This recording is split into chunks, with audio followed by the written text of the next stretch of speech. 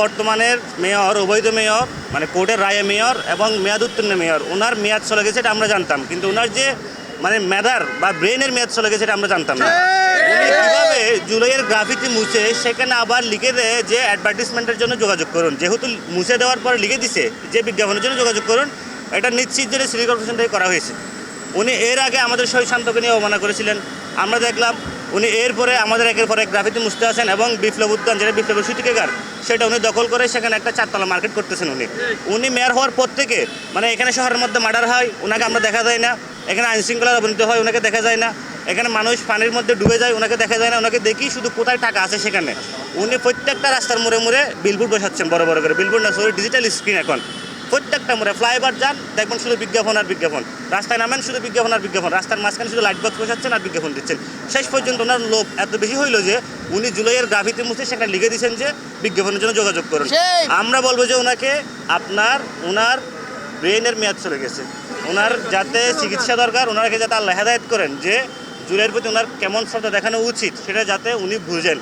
আমরা আমাদের জায়গা থেকে এখানে প্রতিবাদ করতে এসেছি। আমরা আবার জুলাইয়ের সবগুলো গ্রাফিতি পুনরায় আমরা অঙ্কন করব। এখানে হাত দিয়ে আমাদের জুলাই শহীদদেরকে অশ্রদ্ধা করেছে। আপনারা মনে আছে কিনা জানি না, উনি যখন চেয়ারে বসছে তখনও কিন্তু উনি ওনার ব্যানার লাগিয়ে এই যে এই জুলাইয়ের গ্রাফিতির ওপরে উনি ওনার ব্যানার লাগিয়েছিল। তার মানে উনি জুলাইকে ধারণ করে না। উনি যে জুলাইয়ের মাধ্যমে চেয়ারটাতে বসছে ওই জুলাইকে উনি সম্মান করে না।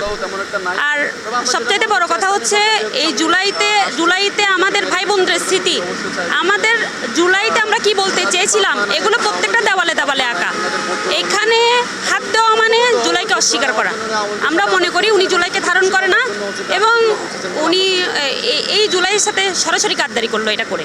এখানে মেয়র যে একটা কাজ করছে, মানে বিএনপি যে এটা করতে চাচ্ছে, জুলাইয়ের পিছনে উঠে পড়ে লাগছে জুলাইকে একদম ধ্বংস করে দেওয়ার জন্য। বিএনপির মূল উদ্দেশ্য আই হ্যাভ এ প্ল্যান এটাই করতে চাচ্ছে, জুলাই থাকবে না।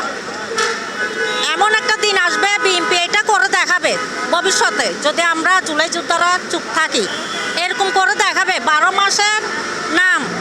মাসের নাম থেকে জুলাই নামতে মানে একবারে মুছে দিবে দিয়ে বিএনপির একটা যে কোনো একটা স্মৃতিসৌধ, বিএনপির যে কোনো একটা স্মৃতি তুলে মানে 12 মাস মিলিয়ে দিবে, জুলাই আর রাখবে না। এটা পাইতালি করতেছে।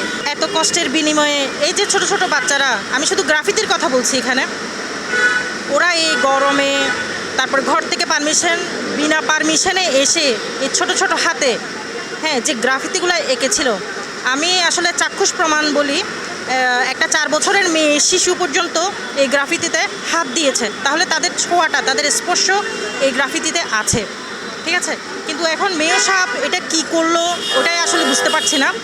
আসলে ওনার নির্দেশ ছাড়া তো এখানে কারো পক্ষে সম্ভব না হাত দেওয়া, দেওয়ালে তো কারো পক্ষে সম্ভব না হাত দেওয়া। তো এটা কি আমাদেরকে সেই স্বৈরাচারী হাসিনার কথা কি স্মরণ করিয়ে দেয় না? প্রতিবাদ জানাচ্ছি সম্মানিত ভাইসব, যেই সমস্ত গ্রাফিতি আজকে মুছে দেওয়া হয়েছে, আজকে আমরা সেই সমস্ত গ্রাফিতি আবার নতুন করে আঁকা শুরু করব। যতবার মুছবে আমরা ততবার আঁকবো। এই যে মেয়র আজকে চেয়ারে বসে আছে, এই মেয়র বসতে পেরেছে শুধু জুলাইয়ের কারণে। এখন তিনি ভুলে গিয়েছেন যে এই জুলাইয়ের কারণে তিনি আজকের মেয়র। এবং এই যে অঙ্কনগুলো করা হয়েছিল এগুলো কিন্তু যেই শিক্ষার্থীরা তারা তাদের পকেটের টাকা জমিয়ে, টিফিনের টাকা জমিয়ে, যে টাকা জমিয়েছিল সেটা দিয়ে কিন্তু তারা এই গ্রাফিতিগুলো অঙ্কন করেছিল। এখন ক্ষমতার মসনদে বসে সেগুলো ভুলে গিয়েছে। এবং আমরা আরও একটা জিনিস খেয়াল করলাম, এখানে শুধু অঙ্কনগুলো মুছেনি, গ্রাফিতিগুলো মুছেনি, ওখানে তারা বিজ্ঞাপনের জন্য লাগিয়ে দিয়েছেন। এই যে ব্যবসা যদি তার করতে হয়, চট্টগ্রাম সিটি কর্পোরেশনের মধ্যে অনেকগুলো স্থান রয়েছে যেখান থেকে তারা চাইলেই আয় করতে পারে। তাই বলে যে জুলাইয়ের সাথে গাদ্দারি করা, এটা আসলে মানুষের কাতারে পড়ে কিনা আমার জানা নাই। আর যারাই হচ্ছে এই শহরটাকে সুন্দর রাখার দায়িত্ব নিয়েছে, তারাই যদি শহরে এই ধরনের বিশৃঙ্খলাগুলি সৃষ্টি করে তাহলে আর কিছু বলার নেই। ধন্যবাদ। আমরা এখানে গ্রাফিতি অঙ্কন করার আগে স্পষ্ট ঘোষণা দিয়েছি যে আমরা আজকে এখানে শহীদ ওয়াসিমের ছবি অঙ্কনের মধ্য দিয়ে যে গ্রাফিতির পুনরঙ্কন বা পুনর্লিখন যেটাকে বলে, আমরা আজকে আবারও শুরু করতে যাচ্ছি। এবং আমরা স্পষ্ট ঘোষণা দিয়েছি যে এখানে যদি চিটাগাংয়ে মানে এমন কারো সাহস থাকে যে আবার এসে গ্রাফিতিতে হাত দিবে, তার পরিণতি একদম যে যারা জুলাইয়ের বিপরীতে আছে আমরা দেখেছি যে আজকে আওয়ামী লীগ এই গ্রাফিতি মুছে দেওয়ার কারণে খুবই খুশি হয়েছে, তাদেরকে উদযাপন করতে আমরা দেখেছি। একইভাবে আওয়ামী লীগের বিপরীতধর্মী রাজনীতি করা বিভিন্ন দলের মানুষজনকে আমরা এখানে খুশি হতে দেখেছি।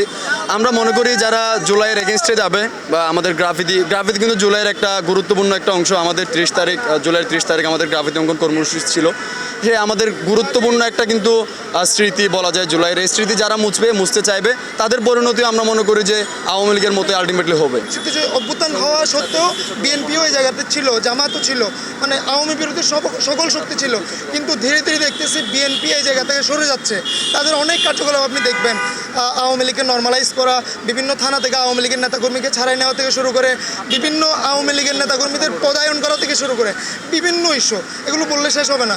তো আমাদের অভিযোগের জায়গা থেকে আমাদের দুঃখের জায়গাটা এটাই যে তারা ওয়াসিমকে ওন করতে পারছে না, বিএনপির শত শহীদকে ওন করতে পারছে না, এটাই আমাদের আলটিমেট দুঃখ। লিখুনি শক্তির মাধ্যমে কিন্তু আমরা ফ্যাসিবাদকে মোকাবেলা করেছিলাম, কিন্তু এই যে শহীদ ওয়াসিমের যে চট্টগ্রাম, এই চট্টগ্রামে শহীদ ফয়সাল হোসেনের চট্টগ্রাম, এই চট্টগ্রাম থেকে যদি তাদের হৃদয়ে তাদের যে স্মৃতি, এই স্মৃতিগুলো যদি মুছে দেওয়া হয় তাহলে জুলাইয়ের সাথে গাদ্দারি করা হবে।